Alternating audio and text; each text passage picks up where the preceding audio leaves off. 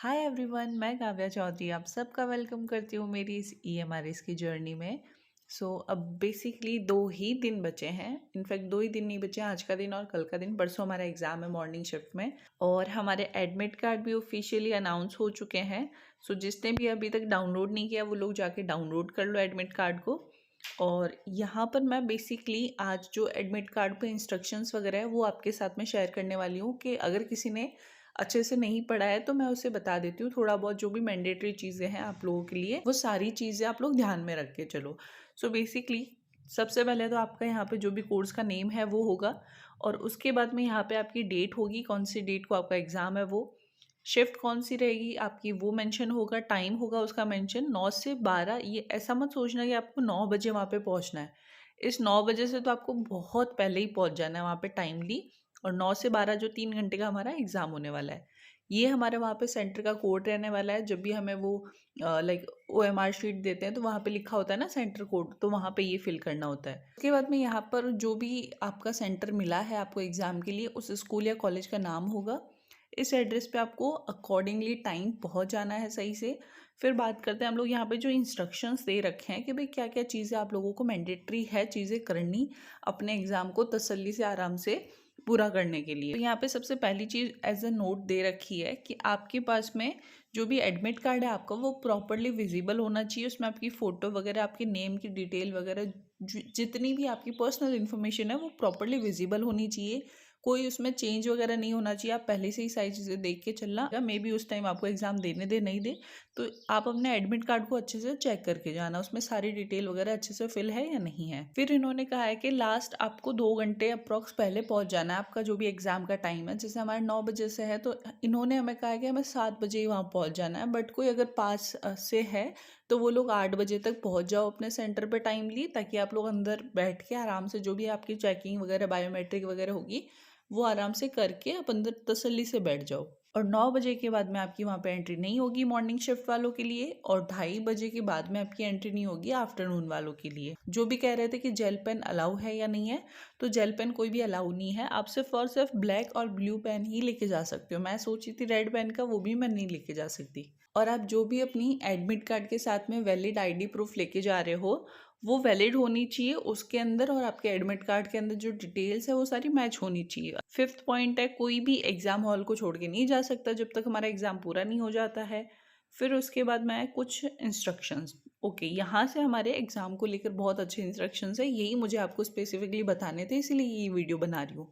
तो यहाँ पर लिखा है कि एक हमें एमसीक्यू बुकलेट मिलेगी, एक हमें मिलेगी आंसर बुकलेट, ठीक है, जिसके अंदर हमें आंसर लिखने होंगे। अब फॉर्मेट क्या होगा, जो पहले आपको बहुत सारी कन्फ्यूजन थी ना कि भाई हमें ब्लैंक पेपर मिलेगा, ये मिलेगा, वो मिलेगा, क्वेश्चन का सारी चीज़ें, ये जो सारी चीज़ लिखी है वो मैं एक साथ आपको बता देती हूँ।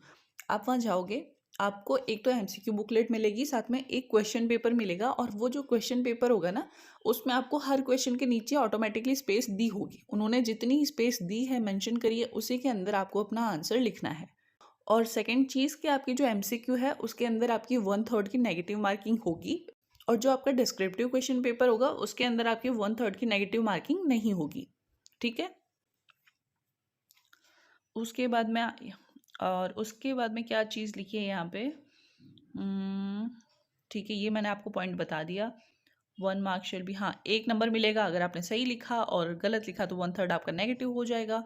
और डिस्क्रिप्टिव, ये देखो यहाँ पे there is no negative marking in case of the descriptive type question, तो आपका डिस्क्रिप्टिव में कोई भी नेगेटिव मार्किंग नहीं है। हाँ, और यहाँ पे ये भी लिखा है 10th पॉइंट में कि आपको जितनी स्पेस दी गई है आंसर लिखने के लिए वहीं पर आपको लिखना है, उसके अदरवाइज आप कहीं और लिखोगे तो वो इवेल्युएट नहीं होगा। 11th पॉइंट है कि जो भी लैंग्वेज सब्जेक्ट्स वगैरह, हाँ, इसमें एक और क्वेश्चन जो कि सब पूछ रहे थे कि भाई हमें कौन सी लैंग्वेज के अंदर क्वेश्चन के आंसर लिखने हैं, हिंदी में लिखें या फिर इंग्लिश में लिखें, बहुत कन्फ्यूजन था। इसमें आपको क्या होगा कि आपका जो क्वेश्चन पेपर है उस पर सबसे फ्रंट पेज के ऊपर आपको वहाँ ऑप्शन मिलेगा हिंदी और इंग्लिश। तो आप अगर हिंदी पे अगर टिक करते हो तो आपको सारा क्वेश्चन पेपर फिर हिंदी में ही लिखना पड़ेगा, आप इंग्लिश में नहीं लिख सकते। और इंग्लिश में अगर आप टिक करते हो तो आपको सारा क्वेश्चन के आंसर वगैरह है वो इंग्लिश में ही मेंशन करने पड़ेंगे। आप ये गलती मत करके आना कि किसी एक क्वेश्चन का आंसर आप हिंदी में लिख रहे हो, किसी एक क्वेश्चन का आप आंसर इंग्लिश में लिख रहे हो। ये गलती बिल्कुल मत करके आना, बिकॉज इसके फिर मार्क्स ही नहीं मिलेंगे आप लोगों को।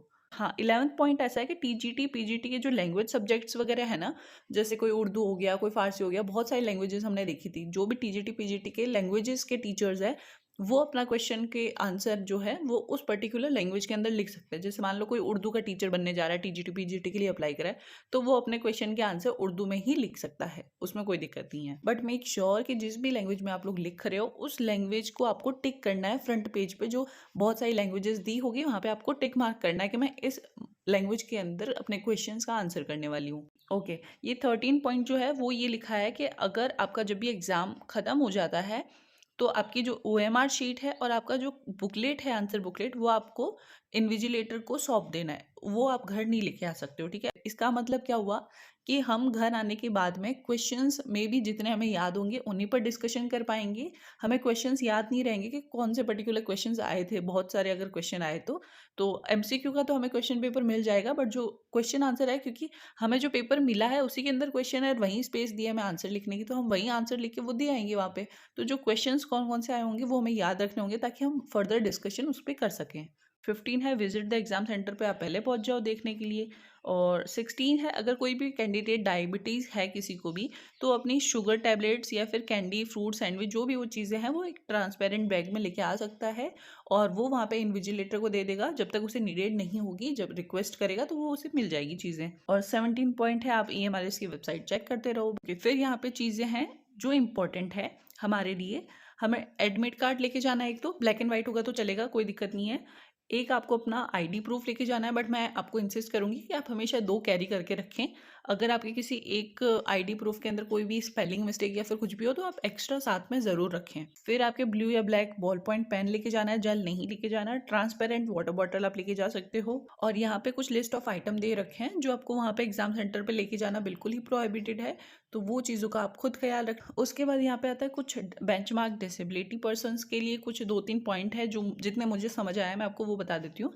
आपको जो आपका स्क्राइबर है वो आपको वहीं मिलेगा सेंटर पे, ठीक है? आप एक्स्ट्रा खुद से नहीं लेके आ सकते, क्योंकि पिछली बार जिस रूम में मेरा एग्ज़ाम था, वहाँ पर एक बच्चा डिसेबिलिटी से था और वो खुद अपने साथ में किसी लड़की को, बहन को, सिस्टर को लेके आया था एज ए स्क्राइब। तो वहाँ पे फिर टीचर वगैरह ने उन्हें मना कर दिया था, और वो बच्ची कहाँ से कितनी दूर से आई होगी उसको मना कर दिया, और वहाँ से ही उनके स्टूडेंट्स ही उन्हें एज ए स्क्राइब दिए गए थे। तो इसलिए आप चीज़ का ध्यान रखना। और आपको जो भी वहाँ पे स्क्राइब दिया जाएगा, वो आप जिस पोस्ट के लिए अप्लाई कर रहे हो उस पोस्ट की क्वालिफिकेशन से एक स्टेप नीचे ही क्वालिफाई होगा वो बच्चा, मतलब सेम क्वालिफिकेशन नहीं हो सकती उसकी।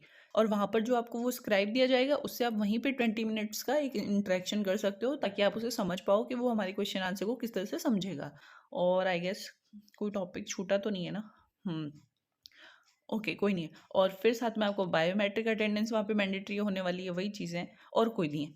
तो मोस्टली जो भी बड़ी बड़ी चीज़ें थी मैंने आप सबके साथ में शेयर कर दी है। फिर भी आपको कोई क्वेरी, कोई क्वेश्चन, कुछ भी रहता है, कोई डाउट रहता है, एनीथिंग, तो आप लोग कमेंट में कर सकते हो, ताकि मैं आप लोगों को रिप्लाई कर सकूँ, आप लोगों से कनेक्ट रह सकूँ। अगर कोई भी प्रॉब्लम होती है मेरे लाइक, तो ज़रूर बताइएगा।